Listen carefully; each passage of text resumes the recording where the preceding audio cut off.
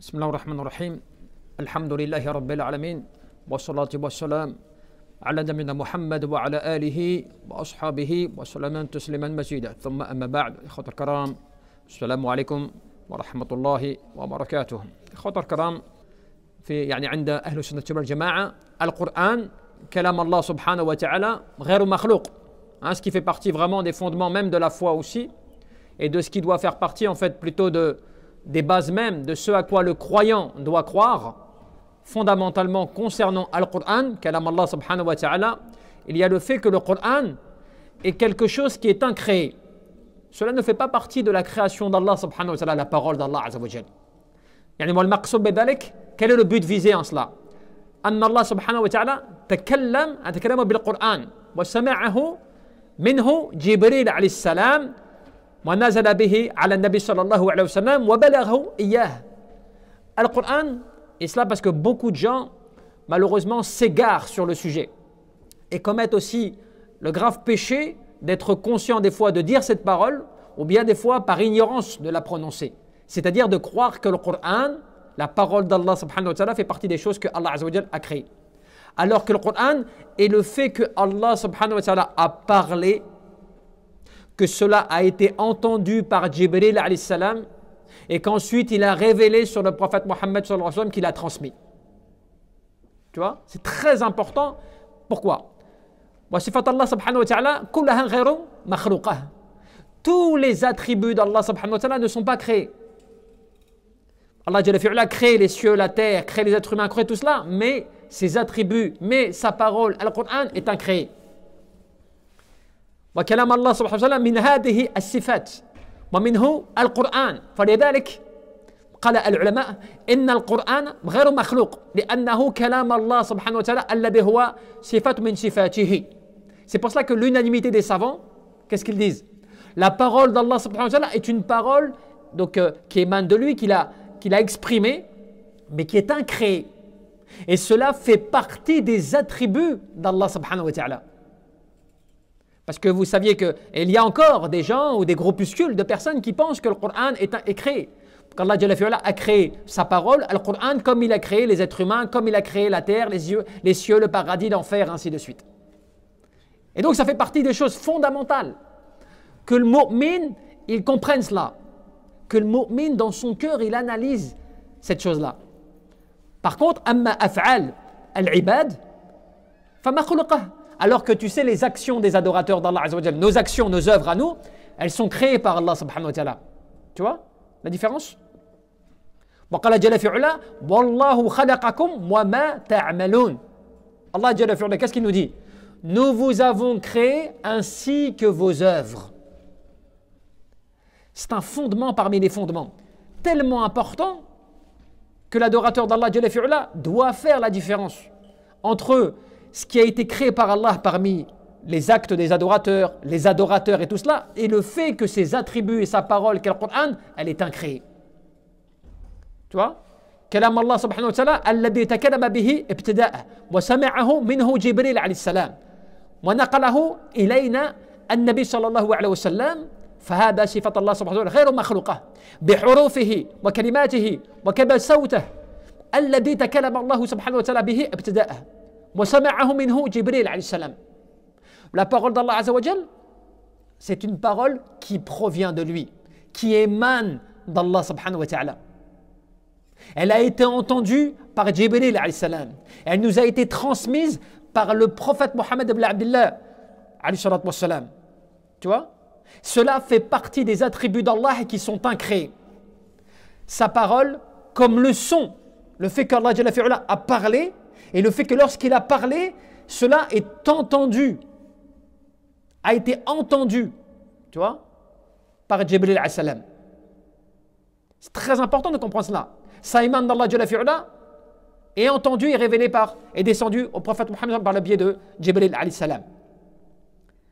Donc qu'est-ce que cela aussi tu dois comprendre? À la différence des adorateurs, bien sûr. عمل يعني العبد الذي هو وعاء الذي يحمل به كلام الله عز وجل فيكتبه في كتاب ويقرأه ويسمعه وكل ما كان من العبد وعمله فهو مخلوق. Par contre, la différence c'est quoi? Quand tu lis le Coran, quand tu lis le Coran, tu le lis à travers un livre. Toi, tu le lis à travers un livre en matière. Cela, ça a été créé. La plume qui a écrit la parole, elle est créée. Le fait que toi, tu lises, c'est créé. Ta langue est créée. Le son de ta voix est créé. Tout cela est créé par Allah Azza wa Jal. Tu comprends? La différence, elle est où? C'est que tout ce que toi, tu fais en tant qu'adorateur est créé par Allah subhanahu wa ta'ala. Alors que ce qui provient d'Allah Jalla fi'ula par rapport à sa parole et ses attributs sont incréés. Et c'est pour cela qu'à l'époque, il y a eu Al-Mu'tazila, les Mu'tazilites, qui était donc un groupuscule, une secte de l'époque, qui avait un pouvoir important à l'époque de l'imam Ahmed. Et eux, ils ont gouverné. Et quand ils ont gouverné à leur époque, ils imposaient aux gens de dire, de prononcer et de croire que Al-Qur'an makhlouq, que le Coran est créé. Au point que toute personne qui ne disait pas cela, elle était châtiée, elle était tuée, bref, c'était comme cela. Donc des gens ont dû par contrainte, l'imam Ahmed, on raconte dans beaucoup de kutub, que l'imam Ahmed, des grands pieux, zuhad, as-salihin, qui disent avoir vu l'imam Ahmed à la porte du paradis, qui intercédait pour les gens de Ahl Sunnah, des choses comme cela.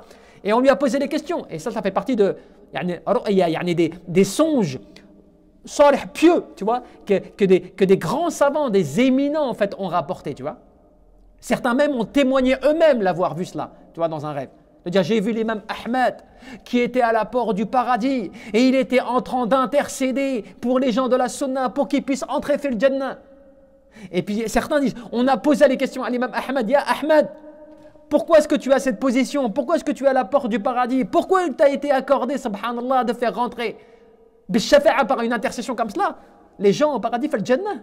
Il a dit, parce que Allah Jalla fi'ula m'a accordé l'honneur de cela par le fait que j'ai défendu toute ma vie que Al-Qur'an ghayr makhlouq, que le Coran est incréé. L'imam Ahmed, il a été torturé, il a été emprisonné, il a été fouetté au point qu'on l'a tellement fouetté que toute sa vie, les séquelles des fouets qu'il a subies sur le dos lui ont laissé des douleurs dures toute sa vie. Il s'en est même plaint. Ces douleurs ne sont jamais parties. Tellement il a été durement, tu vois. Des grands savants, certains, qui vivaient avec lui à l'époque, qui étaient tellement sous pression que eux ont dit, et tu as le droit, tu vois, la ikraha fi din, pas de contrainte en religion. Si on te force, si on te torture à dire une chose contre Allah ou de mécroire, eh bien si tu le dis, tu es excusé, tu es pardonné. Pourquoi? Parce que tu es sous la contrainte. Tu vois, tu es sous la torture, tu es excusé. Tu vois? Certains des grands savants qui vivaient à l'époque de l'imam Ahmed, certains ont dit Al-Qur'an makhlouq. Al-Qur'an makhlouq. Nous croyons que le Coran est créé, mais parce qu'ils le disaient par contrainte. Ils savaient que s'ils ne disaient pas le contraire, ils étaient tués. Donc ils avaient le droit. La hajar alayhim, pas de mal sur eux. Mais l'imam Ahmed n'a jamais accepté de dire cette parole. Au point qu'il était en prison. Lui-même, il dit une fois, on m'a mis en prison dans une pièce noire avec rien dedans. Je n'y voyais rien. Et cela après avoir subi des tortures. Je me suis allongé au sol à la recherche de poussière pour faire at-tayammum, puisqu'il n'y avait pas d'eau. Jusqu'au moment où j'ai trouvé une bassine avec de l'eau, ainsi de suite. Et même Ahmed, lorsqu'on l'a convoqué au tribunal pour le juger, il dit, lorsque je suis arrivé, il y avait juste déjà devant moi 2 personnes qui venaient de se faire décapiter. Tu vois? Et donc il est venu pour être... Et le gouverneur de l'époque, on dit, qui était Al-Ma'moun, qui était en fait le fils de Harun al-Rashid, en fait, lui, c'est lui qui a fortement propagé cette croyance de l'Mu'tazila, de dire que Al-Qur'an makhlouq, que le Coran est créé. Et quand ils ont convoqué l'imam Ahmed, regardez bien, l'imam Ahmed, regardez bien, subhanallah, regardez Al-Awliya, min awliya illa subhanahu wa ta'ala, parmi les rapprochés d'Allah Jalla fi'ala. Regardez pourquoi vous parlez aujourd'hui de l'imam Ahmed, des siècles après. Pourquoi il a cette position, il a cette place parmi les grands imams, bien sûr. Regardez ça, subhanallah. Eh bien, regardez quoi. Il était devant le gouverneur, et avant qu'il soit interrogé, il voit un des grands disciples de l'imam al-Shafi'i. Qu'est-ce qu'il fait? Il demande à son disciple, qu'est-ce que l'imam al-Shafi'i il disait par rapport à tayammum dans telle situation, c'est-à-dire Lui, il était dans une situation où il ne pouvait pas faire le robot. Il dit, qu'est-ce que l'imam al-Shafi'i, il disait dans cette... Et qu'est-ce qu'il fait le gouverneur? Il fait Subhanallah, regardez, regardez, Ahmed, il a à 2 doigts de se faire décapiter, et tout ce qu'il trouve à faire, c'est de poser une question fiqhiyya. Vous voyez la différence ou pas? Nous, on serait capable, nous, on réfléchirait même plus à din. Nous, on réfléchirait même plus à din. C'est comme ça, tu ne penses même plus à ta religion. Tu vois, tu penses à comment tu vas faire pour te sauver, comment tu vas faire pour te protéger, qu'est-ce que tu peux inventer. Tu vois, tu penses même plus. Khlas, tu as laissé de côté.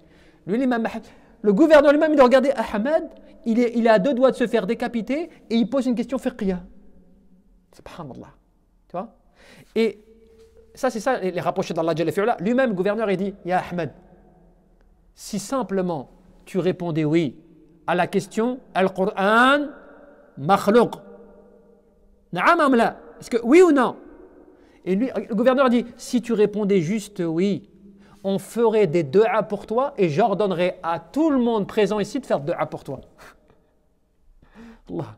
Et l'imam Ahmed, il fait, Al-Qur'an, ghayru makhlouq. Et s'il est makhlouq, donne-moi une preuve. Juste, je te demande, si j'ai le droit de t'interroger, je te demande juste une question. Donne-moi, hata dalil min kitabillah, ou min sunnati rasulillah, ou min as-sahaba, an al-Qur'an makhlouq. Il dit comme ça au gouverneur. Il dit, si je peux poser une question, je pose juste cette question. Donne-moi juste une preuve du Qur'an ou de la sunna ou des compagnons que le Qur'an il est créé. Et il dit, ouais, ce que dit le gouverneur, il dit, vraiment Ahmed, tu as une estime élevée auprès de nous. C'est qu'il était prêt à le tuer, à le tout ça, bien sûr. Mais il y a une chose qu'il ne pouvait pas nier de l'imam Ahmed, parce qu'il était croyant quand même. Il ne pouvait pas nier le fait que cet homme, il était exceptionnel. La vie qu'il menait, que beaucoup n'ont pas pu tenir comme lui, tu vois, subhanallah.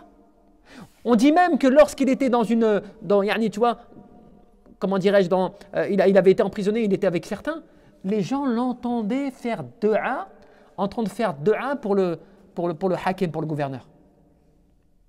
Au point que les gens lui ont posé la question, il a dit, Ya Ahmed, Ya Abu Abdillah, subhanallah, Ya Abu Abdillah, des gens comme toi, ils font du'a contre le gouverneur. Ils supplient Allah, subhanahu wa ta'ala, Allah, tu vois, il le punisse. Et toi, on t'entend faire des du'a pour lui. C'est ce qu'il dit. Il dit, parce que je sais, bi kitabillah, wa bi sunnati rasulillah, que cet homme-là a une descendance directe avec la lignée du prophète, parce qu'il faisait partie d'une lignée qui remontait jusqu'à la famille du prophète. Et il disait, et je sais que par ces sources-là, je me dois d'avoir un respect pour ces gens-là. Et donc, je ne veux pas que l'Yawm al-Qiyamah, Allah subhanahu wa ta'ala, me dise, par ta passion, par ta haine ou par ta colère, tu as invoqué contre ceux qui font partie de la lignée du prophète Mohammed. Si même pourtant il était dans le haqq peut-être. Mais dans ce cas-là, non. Et dans d'autres cas aussi, jamais il a appelé à cela.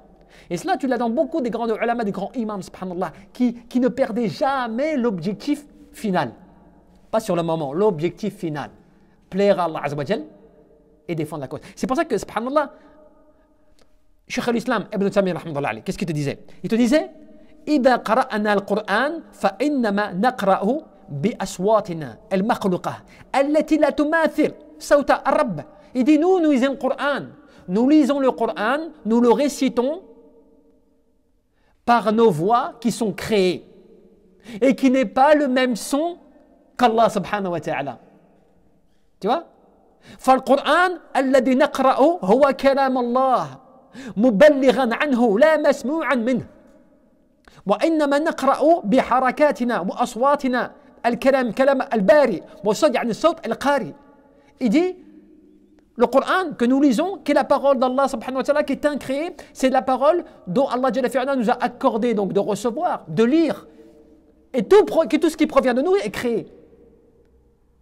Celui qui l'a prononcé ne l'a pas créé, et celui qui l'entend est créé. Tu vois, c'est une règle, subhanallah, fondamentale, tu vois. Et il dit quoi? Il dit, كما دل على ذلك الكتاب والسنة مع العقل. وقال جل في علاه وإن أحد من المشركين استجارك فاجره حتى يسمع كلام الله ثم أبلغه مأمنه. Il dit, le fait que le Coran est incréé, cela est démontré par le livre et la sunna, par le Coran et la sunna. Et il dit et par la raison. Après il cite le verset du Coran où Allah Jalla fi'ala dit dans ce verset, il dit et si l'un d'entre eux, donc parmi les polythéistes, te demande asile ou protection, eh bien accorde-lui, accueille-le afin qu'il puisse entendre la parole d'Allah. Tu vois? Entendre la parole d'Allah Jalla fi'ala. Ce qui veut dire que le Coran, quand tu lis le Coran, tu es en train de lire comment Allah Jalla fi'ala s'est exprimé. Tu vois? Sans que tu fasses de ressemblance avec les êtres humains, avec comment les êtres humains s'expriment, sans que tu fasses de tamthil ou tamkif ou d'exemple ou de comment et ainsi de suite. Tu ne fais pas d'exemple à cela. Tu vois? Mais tu dois savoir bil yaqin avec certitude que lorsque tu lis le Coran, tu lis la parole d'Allah qu'il a prononcée et qui a été entendue par Jibril alayhi salam. Allah, tu vois? Subhanallah, c'est adim. Et juste pour terminer, ibadallah, parce que c'est intéressant aussi, Ibn Taymiyyah, qu'est-ce que tu disais encore? Il te disait, comme le disaient les anciens, إنه كلام الله غير مخلوق منه بدأ وإليه يعود فقولهم منه بدأ ردوا على من قال إنه مخلوق في بعض الأجسام. Quand Allah Jalla fi'ala, ça c'est un fondement qui émane de tous les grands imams et savants, de la croyance obligatoire que le musulman doit avoir, que le Coran est incréé, qu'il provient d'Allah et c'est à lui que le Coran reviendra, c'est-à-dire à la fin des temps. Alors là, quand ils disent quand ça provient de lui, qu'est-ce que cela veut dire? Cela est un rejet, c'est le fait de faire un rejet à tous ceux qui considèrent que le Coran est créé. Tu vois? ومن ذلك المخلوق ابتداءه يعني فبينوا أن الله جل في علاه هو المتكلم به. Cela te démontre que c'est Allah Jalla fi'ala qui a été celui qui a exprimé, qui a parlé à travers le Coran. La ba'da yani al-makhluqat wa ilayhi ya'ud. Et non pas à travers les créatures. Parce que qu'est-ce que disent les gens? Qu'est-ce que disaient les sectes et autres de l'époque? Ils disaient Allah Jalla fi'ala a créé sa parole qui fait que cette parole est exprimée à travers ses créatures. Ou bien qu'il l'a créée comme il a créé un être humain. Tu vois? C'est ça l'égarement. C'est ça, tu vois, la déviation grave. Et pourquoi on dit wa ilayhi ya'ud? Pourquoi est-ce qu'on dit que le Coran reviendra à Allah Jalla fi'ala? Qu'est-ce que cela veut dire? Yani fala yabqa fi sudur minhu ayah wala fi masahif harfun. À la fin des temps, le Coran reviendra à Allah Jalla fi'ala au point qu'il ne restera plus un seul verset dans les feuillets, dans les poitrines. Plus personne ne mémorisera le Coran. Le Coran sera oublié, effacé du cœur des gens à la fin des temps. Et dans les masahif, dans les Corans, dans les livres coraniques, eh bien tu ne retrouveras plus un seul verset. Cela fait partie de ce qui est démontré dans les paroles authentiques. Donc c'est important, ibadallah, d'en revenir, de comprendre ces sujets-là, parce que des fois c'est des sujets, tu as l'impression qu'elles ne t'apportent rien dans ta vie. Tu sais, certaines personnes considèrent que, oui, mais ça me change quoi si on me dit Coran créé ou incréé? Parce que ça te change ta foi. Ça te change ta foi. Puisque le fait de considérer que le Coran serait créé, n'oublie pas qu'un jumhur des ulama considère que celui qui a dit ça, c'est comme si qu'il ne croyait plus, qu'il était sorti en fait de la sphère, tu vois, des musulmans, des musulmans. Tellement l'acte est grave, même si beaucoup des savants à l'époque ne les ont pas condamnés comme cela. Pourquoi ils disaient ils sont ignorants, et ils ne savent pas, ils ne connaissent pas, et ainsi de suite, tu vois. Il y a beaucoup de textes à ce niveau-là. Mais c'est pour dire que ça considère ta foi. Là, on est en train de parler de ta foi, de celle que toi tu es légitime pour être protégé l'yawm al-qiyamah auprès d'Allah subhanahu wa ta'ala. T'imagines si tu viens la falsifier comme cela, avec une mauvaise croyance? T'imagines si tu viens l'entacher ta foi avec des paroles et des choses qui sont, subhanallah, qui vont contre les fondements? Tu vois, c'est ça la gravité. C'est pour ça que c'est un sujet important. Et jusqu'à aujourd'hui encore, tu entends et c'est propagé. Il y a des gens qui soutiennent, tu vois, cela. C'est important de revenir aux sources, de revoir les sujets, de les étudier au fur et à mesure et de comprendre, tu vois, ce sujet-là, parce que ça vient augmenter ta foi. Tu comprends que c'est la parole d'Allah, qu'elle est incréée, que c'est Allah qui s'est exprimé à travers, tu vois, donc à travers le Coran, dans le sens où il s'est exprimé directement, que cela a été entendu par Jibril alayhi salam, ainsi de suite. Donc C'est là que tu comprends l'importance de cette parole et à quel point cette parole, comme dans le fil ayah, cette parole, si elle avait été révélée sur une montagne, tu l'aurais vu se pulvériser, se détruire par crainte d'Allah subhanahu wa ta'ala. Allahu a'lam. Nasallahu tabaraka wa ta'ala an yarzuqana al-ikhlas fil qalbi wal amal wal niyyah. Allahumma rabbana faghfir lana warhamna.